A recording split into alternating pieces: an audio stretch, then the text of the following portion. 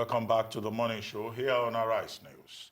Alhaji Atiku Abubakar's petition challenging the declared result of the 2019 presidential election seems to be getting little or no action at the moment, a situation which forced the former vice president to speak out within the past week against the perceived waste of precious time. That issue and a number of others currently engaging the nation will form the basis of our interaction with Chief Robert Clark, an elder statesman and a senior advocate of Nigeria. Chief Clark, welcome to the morning show. Welcome to the program, sir. Thank you very much. Thank you. Now, what's your take on this protest by former Vice President Atiku Abubakar? That, well, given the constitutional calendar for the determination of election petitions, it looks like the refuser, as it were, in his view, to appoint a replacement for Justice Bukachua and to appoint another chairman for the Presidential Election Tribunal is a calculated attempt to frustrate his petition. Well, it always depends on which divide you are, because Nigerian politics is not only based on reality, but is based on ethnicity and religion. So when issues like this do arise, it depends on which divide you are. If one is afraid that a panel that is set up to look into an election petition may be prejudiced one way or the other, one has the right to state that either 1, 2, or 3 should be removed. So one does not question the right of Atiku to ask that a particular judge be removed. But in doing so, if I'm a lawyer and I'm acting, and I know there's this restriction in time, I will weigh the two odds together. I will look at the issue, because in Nigeria today, there is no big judge or big minister that doesn't have so many, relations. And if one of them is a judge, does that mean he or she will not be able to perform her duty? But it's neither here or there. They have their reasons. Now that they have asked that she should recluse herself, they have to know that certain element of time will be chopped off from their time.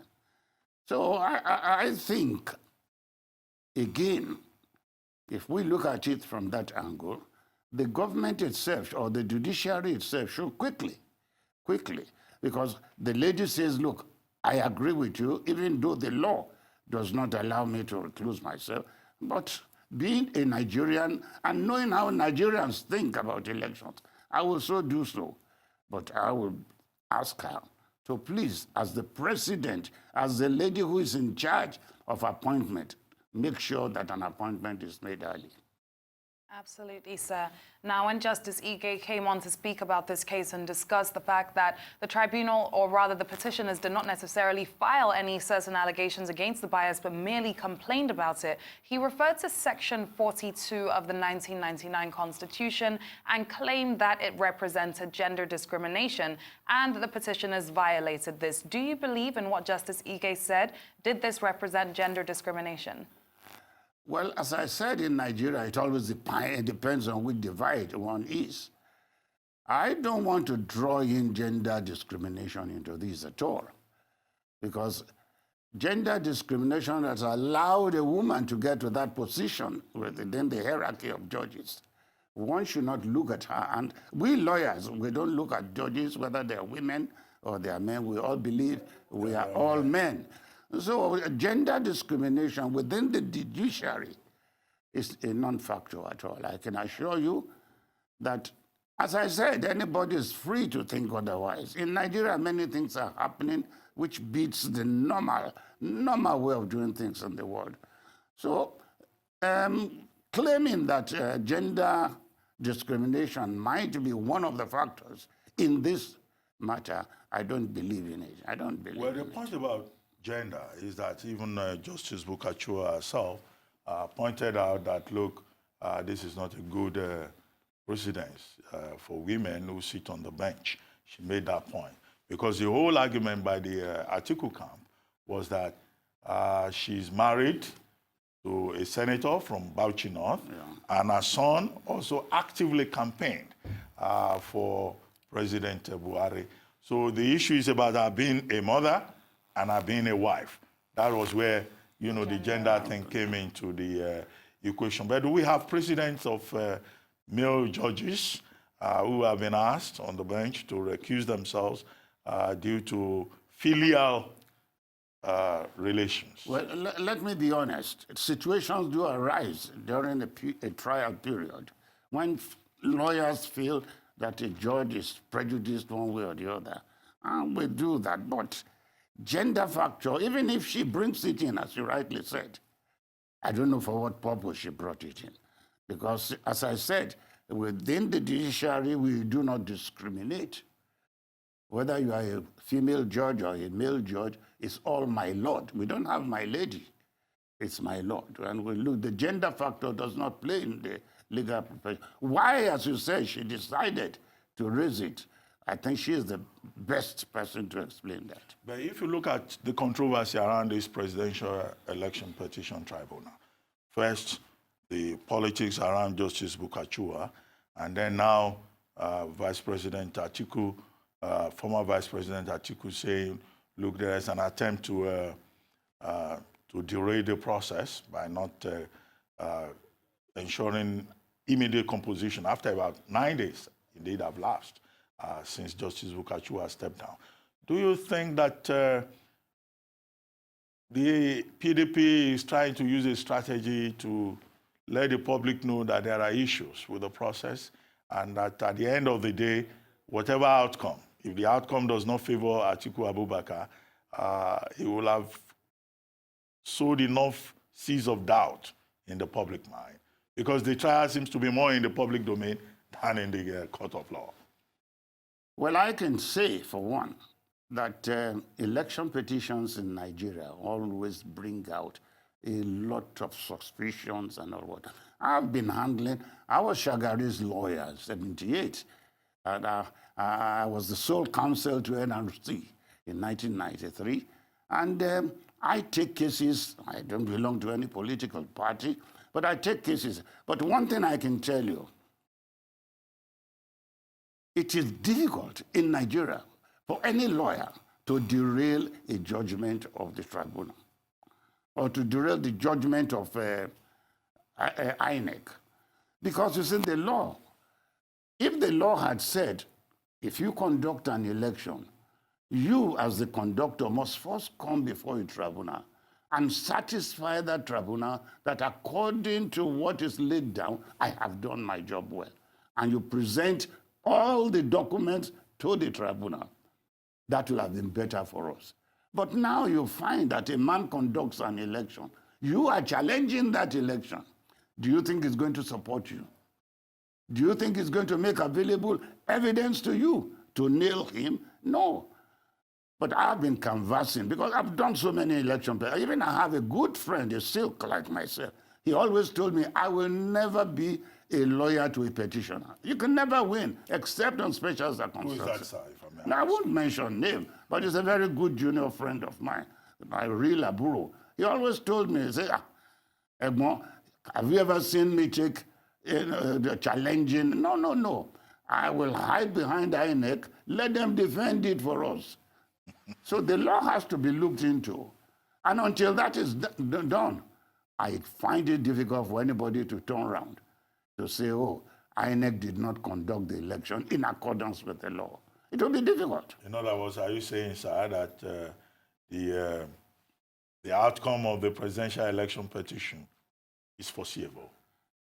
Let me be honest with you. I have said it, I think, on China's television, that to challenge an election, it's not the malpractices, somebody carries ballot box, somebody does this, guns were thrown in. No! A shrewd lawyer will look at the calculation, areas where you feel you have a marginal difference, you challenge votes there. It's easy to, do the deductions there. But look at what happened at the last presidential election.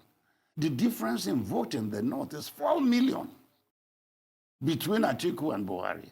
Now, if you find isolated places in Bauchi, in Kano, Sokoto, where there were disturbances, you only have to show not only that the disturbances did occur, but that they affected the election. And when you talk about affectation of election, you have to show it in terms of material facts, numbers. So even Atiku, with good luck to him, can produce evidence that in 4 or 5 states there were disturbances in the north. He still has to, climb another hurdle to show that that disturbance affected the result in terms of numbers. It's difficult for him. Okay, sir. In terms of lessons that can be learned from this petition going forward, what would you say as a senior advocate of Nigeria that we can take away from this? Experience of what? Of the elections? No, it's in terms of the petition. The petition, well, as I said, I have my personal view about petitions. I've said it. That is a difficult ladder to climb for any young lawyer or even astute lawyers or experienced lawyers, because the law says that, look, challenge what INEC has done. If you reverse the rule, say, INEC, you first come, bring all the papers you used in this election. Come and prove that you conducted the election according to law. At that stage, asking the court to tell INEC to produce documents for the satisfaction of the lawyers for inspection will no longer be an issue. The law will say, okay, INEC, you go first. Tell the tribunal you conducted an election on this date, and in accordance with the law, these are the documents you use. Then there'll be a change in attitude. There'll be a change in getting results. Election petitions are common all over the world. Even in America today, election petitions are still going on as I'm talking. So it's nothing new. But the petitioners claim that they have over 400 witnesses as well with regards to this case. Does that help in any way? It's not going to help. Let me tell you, I have been in this business for over 45 years on election petitions.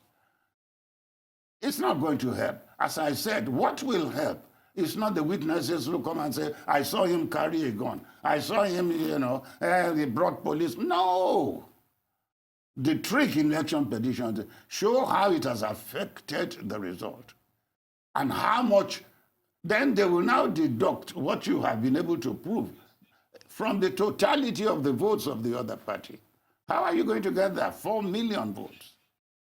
Okay, Chief, we'll take a short break, and then we'll continue with this conversation. Very interesting conversation.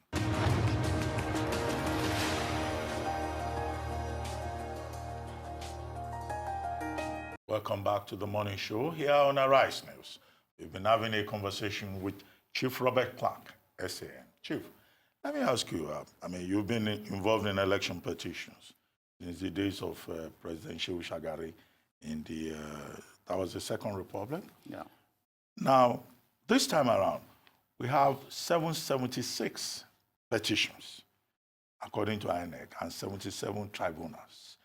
Looks like, the worst case of election petition that we have had since independence. Is this necessarily a comment on how the 2019 general election was conducted? Well, let me be honest with you. Nigerians are never satisfied when political results are canvassed. Whether you are PDP or, it will have been the same. If PDP had won the last election, APC too will have gone in. And it's nothing new. But the numbers, as you said, may be the rise in numbers in this election, maybe because of the tension that was generated before the election. I have never seen such a tension in Nigerian politics as the one we passed through. And the main reason is that politicians, with due respect to them, are not fighting for you and I when they are canvassing for your votes. They are fighting for a position that eventually leads to enrichment of their pocket. That is basically the Nigerian politics today. And that is why you find to even gain a nomination within a party as a gubernatorial candidate, you must have spent about 4 billion naira. To now campaign as a governor to get election, you spend another 4 billion. Where did the money come from? Now, when they get there, first they want to repay those who, give them money to contest. And later on, they want to now fix themselves up for the next 4 years election. Now, what makes it so bad for us? It's because of the Constitution. When the Constitution, now that we have the 1999 Constitution, which I've called a rotten egg, on which you can build nothing, when it allows a governor to be the accounting officer, to be the administrative officer of a state, to be everything in a state, and allows him to dip his hand into the coffers of the state, money, with nobody to challenge him. We have to change such a system. If we change the political system in Nigeria today, corruption will be reduced more than 50%. It is the system that allows corruption. When a governor will say, look, and it's not a military man being afraid of a coup being staged, says he's using 7 billion for security votes. What is he using it for? And nobody asks him to account how he spends it. These are the loopholes that if we can remove, more money will be generated for you and I to enjoy. More money will be generated for hospitals to be built. I was laughing. I saw the 19 governors of the northern state, I think 2 or 3 weeks ago. They wanted a Marshall Plan, the American Marshall Plan for the whole North. And you see how much they were saying they have collected, I think 60 billion amongst the 19 of them.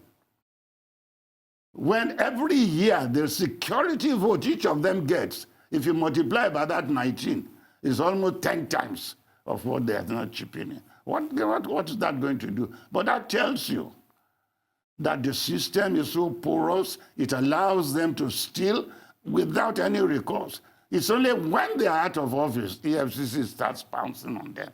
And of course, the other party will be saying discrimination. When you fight discrimination, how do you fight corruption without discrimination? You cannot tell me that Buhari will tell EFCC today to go and arrest Tinubu.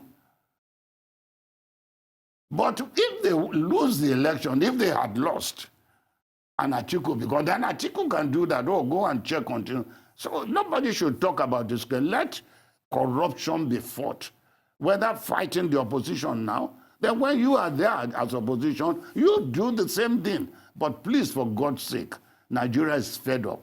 Let us see sanity.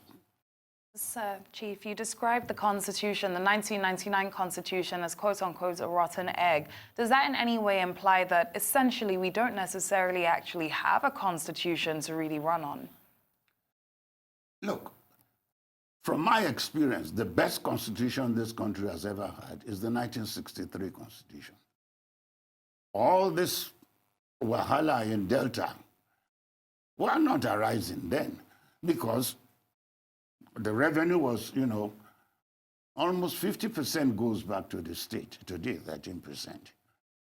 So many things are wrong with this constitution. Outside the fact that stupidly one leader in Nigeria woke one morning and created 36 states, that's madness. Without even thinking how we are going to maintain 36 states, without thinking ahead that the population of Nigeria will explode as it has exploded today. These are the maddening things happening in Nigeria. Let us restructure Nigeria today. Let us forget 36 states. We cannot maintain 36 states. Let us reduce, because the amount we spend on governance today, 80% of the revenue of every state goes into governance. Well, Chief, you were once quoted as saying that if you were God, you will send down thunder and fire on the head of Nigerian politicians. Why do you hate Nigerian politicians that much? I was quoted wrongly. I was quoted wrongly. Because I thought, you journalists, you should like politicians. You journalists, you always make a mountain out of a molehill. They quoted me out of context and used it as a headline. But when you read what I said, how can I say God should send thunder and fire? No, I never said that. I never intended to say that. What I'm saying is that the situation in this country is so bad. Let us be realistic about it. The only good things I'm seeing now, I was listening to Fashola 3 or 4 days ago, and I can see that within the next 4 years, Nigeria will feel the goodness of this administration. Roads are going up, the railway are going. These are the things. Can you imagine any government in the world? You created Abuja 20-something years ago without first making sure that a direct railway line from Lagos to Abuja. Why should you do that? And nobody thought about it in this country. But thank God, this government is now laying down. If you say they are borrowing the money from China, good luck to them. But we have seen what they are doing. The third Niger Bridge is going on. The Enugu something road is going on. The Ibadan road is going on. They are going to put toll gates there. And I am assuring you, from what I am seeing, I don't belong to any political party, but in 4 years' time, we should be able to know that this country has changed. If we have a railway line from the ports direct to Ibadan, half of our problems is solved. Does that suggest that the constant blaming on the past administration before the Buhari administration took over had some source of credibility? In 2015, when President Buhari came in, there was a lot of stories going around the media of how he's inheriting problems of the past and how these are not problems of the current, but problems of the past. Does that give it some source of credibility then? Let me be honest with you. Since this so-called 1999 Constitution came in, I am not blaming Obasanjo for it, but he started this mess we are in today. So when Jonathan came in, Jonathan made a system also that was already porous in many areas. And to be honest with you, I have had the opportunity, after he left office, to be his lawyer for 15 months. I know where I went, aside with him. But he's a fine gentleman, complete fine gentleman. But I won't say he's naive. No, he has a fantastic brain. But you see, in politics, when you become a leader by accident, not by hard work, but by accident, which Jonathan became, you are, within the, traps of your political, this thing. That's what was wrong. We could not have continued with the 4 years of Jonathan the way it was going. How can a national security advisor be keeping 2.1 billion and doling it out to party supporters to contest an election? Do you know what 2.1 billion will do to a country? Almost 20 hospitals, almost, But these are the things this government inherited. Then you will agree with me, sir, that the Office of the National Security Advisor, has a special vote because his office deals with security, intelligence. I know, but this is not from that special vote. This 2.1 billion was specific to buy arms ammunition for the military. Well, the security votes are there, I agree. Well, anyway, the details have not yet been proven in a court of law. Well, I know, I'm just, Yeah. But let me ask you, sir, yesterday, this is about state police. The presidential panel on the Special Anti-Robbery Squad presented a report to President Buhari. And all of a sudden, we have this talk again about state police. And the president has directed the Solicitor General, the Ministry of Justice, and the Inspector General of Police to look at the recommendations on state police. What's your take on state police? Look, when the British took over Nigeria and incorporated southern and northern protectorates, they created, I think, 26 provinces, which today, except for Ijebu province, which has not become metamorphosed into a state, they created 26. They created native authority policemen. So the idea that state police is not part of our political system is wrong. We have had local government police, dandokas, as they were called in those days. We've had, so if Nigeria today is becoming a state of tyranny, I don't know how to describe it again. We need policing that will relate to the culture of the people around there. I agree we must have a state police. The problem is that if the state police is going to be created, it must be independent of any political control. Because the fear of people who are talking about not having state police is that the governors, and we have seen the antecedents, will take control of the police. Well, thank you very much, Chief Robert Clark, SAN. Thank you for coming to the morning Always show. my pleasure.